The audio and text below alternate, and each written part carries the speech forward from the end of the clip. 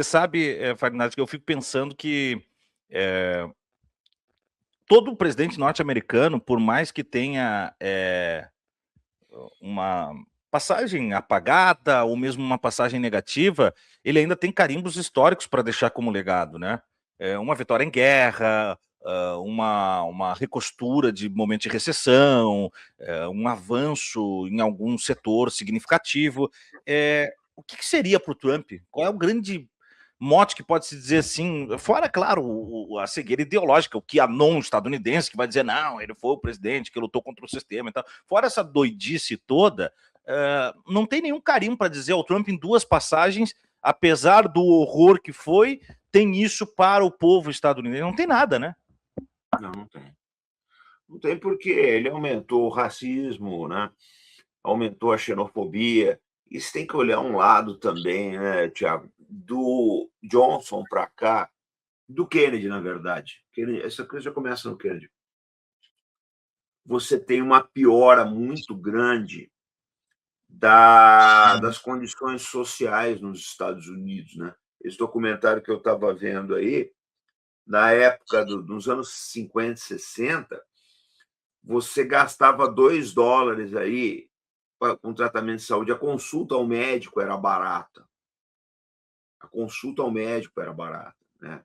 Internações eram baratas. Tá certo que a gente tem que olhar uma coisa que é muito importante, que isso aconteceu no mundo inteiro. A medicina se sofisticou. Na minha infância, quando alguém falava que ia ser operado, você já olhava o cara e esse cara está com o pé na cova, vai morrer. Porque a operação era uma coisa de risco, era 50-50. Hoje não, camarada. Olha o tipo de operação que a gente faz, né?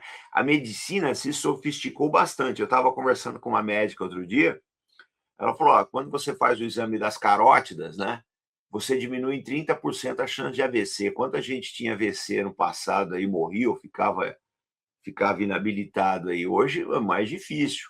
Você tem uma prevenção. Tá certo que a medicina se sofisticou, ela ficou mais cara e você não vai voltar aos custos dos anos 1960. Isso está pacificado, vai. A gente tem que entender isso.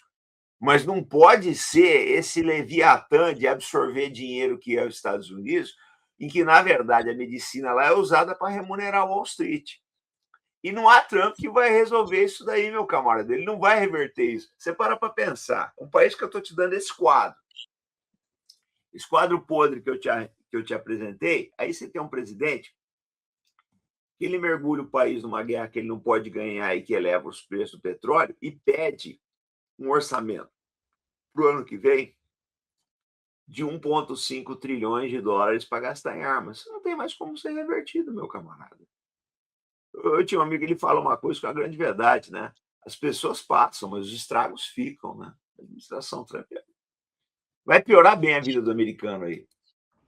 E aí, Ferdinand, daquele estilo que as pessoas meio que naturalizaram, bravateiro do Trump, eu não acho que é bravata no sentido, talvez mais lato sensu da bravata, né? Que é uma coisa mais suave, eu acho que é um expediente de guerra que ele usa, né? Retórico. Ele tinha dito que em 2 ou 3 dias se resolveria, ou teria grande chance de chegar a um acordo com o Irã. Antes que ele pudesse fechar o arco dos 2 dias, bombardeio para cá, bombardeio para lá e o agravamento de novo do cenário. Que pé que você consegue perceber que isso estende agora? Há uma imprevisibilidade de novo do que pode ocorrer ainda dessa situação de guerra ou são episódios imagináveis no contexto dessa guerra? Então, olha só, o Trump pode estender a guerra através dessas fake aí por um bom tempo, é um fato. Porque eu estava fazendo uma análise antes de ontem, estava ouvindo alguns analistas americanos sobre a questão de armamento dos Estados Unidos. Não é como o pessoal está alardeando. Eles têm armas para fazer uma guerra com o Irã. Tem, é uma verdade. A preocupação do Pentágono não é essa. A preocupação do Pentágono é o seguinte: nós temos armas para lutar contra o Irã por um tempo. Mas, se estourar uma crise na China, a gente não tem mais nada. Aí a gente vai ficar à mercê dos chineses mesmo. E você não pode trabalhar dessa forma imprevidente, Tiago. na vida militar, você trabalha com a seguinte premissa. Existe uma coisa chamada paz, munição de paz. O que é munição de paz? Em tempos normais, eu tenho que ter uma munição estocada para caso se inicie uma situação conflitiva, eu dou tempo para a indústria me abastecer. Eu tenho aquilo, me mantenho. Enquanto isso, a indústria vai fazendo a parte dela, já já ela vai me repondo os estoques. Se eu não tiver nada, eu fico à mercê da indústria. E é isso que ele está levando os Estados Unidos. Se ele prorrogar essa campanha contra o Irã, ele vai ficar à mercê da indústria americana. A má notícia é que a indústria americana só começa a repor esses estoques por volta de 2030, se nada ficar ruim.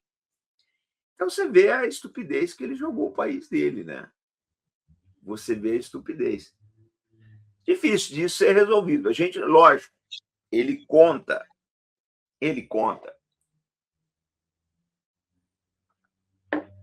com um Irã enfraquecido, em virtude de inflação, problemas econômicos, dissidência interna, etc. Só que você nunca pode, nessa vida, atrelar a sua estratégia ao wish list, aí, como é que chama? O wishful thinking, né? Ao desejo de que alguma coisa aconteça. Porque você não tem uma estratégia, você tem uma aposta.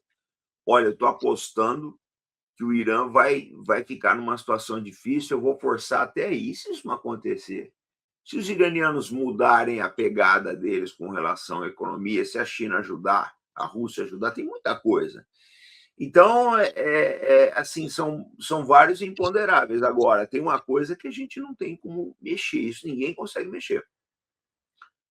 O deadline das midterms não pode ser mexido. Novembro está aí. Nós já estamos no meio de junho, praticamente. Você tem julho, agosto, setembro, outubro. Você tem 4 meses para resolver esse problema. 4 meses eu acho muito tempo. A guerra já dura isso.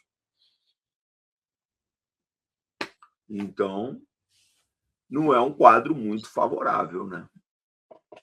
E como é que você vê, Farinazo, aquele mal-estar, vamos dizer assim, que se estabeleceu também? Gente, a audiência é muito boa, crescendo cada vez mais. Vamos continuar mandando superchat, supersticker. Já já vou ler as participações do comandante Farinazo. Aquele mal-estar que eu acho que ficou ali entre o Líbano e o Irã, o Líbano argumentando de certa medida que o Irã não deveria usá-lo como poder de barganha e que não falava em nome da autoridade libanesa e tal. Não sei, me pegou como um esvaziamento do lado de cada trincheira, por assim. O que você vê disso? Mas esse presidente do Líbano é um títere, né, Tiago? Esse cara é general, né? Ele é completamente pró-Estados Unidos, né? Ele pode até falar que o Irã não representa o Líbano, mas ele também não. É um fato. Uma boa parte da população libanesa apoia o Hezbollah, senão ele não estaria desse tamanho. Vamos ser sinceros. Sejamos honestos. Não é todo mundo que apoia o Hezbollah, mas o apoio ao Hezbollah é grande. E eu vou te explicar por que é uma coisa que não é falada aqui no Brasil. As pessoas acham que Hamas, Hezbollah são puramente entidades militares. Não é só isso, não, cara. Essas organizações, elas têm um caráter assistencialista enorme na forma de escolas, na forma de hospitais e na forma de uma coisa que é muito importante, que Israel é especialista em fabricar, que são órfãos. Eles vão cair nos orfanatos do Hezbollah, é uma realidade. Tiago, eu vou dizer uma coisa para você. Olha, vou contar um negócio. Eu nunca falei isso aqui. Eu falei para o Breno isso aí uma vez, mas acho que nem no Arte da Guerra eu mencionei isso. Eu tenho uma preocupação muito grande com o orfanato. Muito grande. Por quê? Porque na Guerra Civil da Rússia, que sucedeu à Revolução de Outubro, você tem vários problemas, né? Muita gente morreu, não só por a guerra, mas por doença, uma série de coisas. Muita gente migrou. Quando acabou tudo, lá por volta de 1925, você tinha uma legião de órfãos na União Soviética. Era um negócio impressionante. O que o Partido Comunista fez? Uma boa parte das lideranças adotaram crianças. O Stalin adotou um menino, que se tornou general depois do exército soviético. Acho que foi o Voroshilov, ele adotou os filhos do Frunze. O Frunze morre numa operação. O Frunze que dá nome à Academia Militar na Rússia hoje. Acho que foi o Voroshilov que adotou as crianças dele. E a menina se tornou depois uma eminente química na União Soviética, e eles cuidaram dos órfãos. Eu estava conversando com a minha professora de russo. Esses dias ela está indo para a Rússia agora. Eu falei, ó, vê para mim, você vai estar por lá, conversa com as pessoas, vê como é que é a situação de órfãos hoje. Ela deu uma adiantada, que ela ligou para a mãe. O órfão na Rússia hoje, quando ele completar a maioridade, ele recebe uma casa, Tiago, um apartamento. Não é um apartamento luxuoso, mas tem um teto para ele, porque esse cara não tem ninguém. Tem um lugar para chamar de seu, né? Exatamente. Esse cara só conta com o Estado. Então, eu dei toda essa volta para chegar no Hezbollah. Quem vai cuidar dos órfãos é o Hezbollah, não é o governo. Né? Então, ele tem apoio, tem uma parte do apoio da população. Agora, esse governo, o que Israel quer mesmo, na minha opinião, o que Israel quer é uma guerra civil no Líbano. É jogar a população e o exército libanês contra o Hezbollah. Mas o exército libanês nunca foi grande coisa. Eu andei conversando com os especialistas em Líbano esses dias, e ele falou, Robson, a possibilidade é pequena, porque essas milícias, esse pessoal anti-Hezbollah aí não tem muita força, não, eles estão bem desarmados. Então, difícil. O que a gente nota, Tiago, é que a única carta na manga que o Netanyahu tinha era isso, é tentar fazer uma guerra civil no Líbano. Ele começou uma guerra, ele começou uma coisa, mas ele não vê a saída, né? Vamos aguardar agora.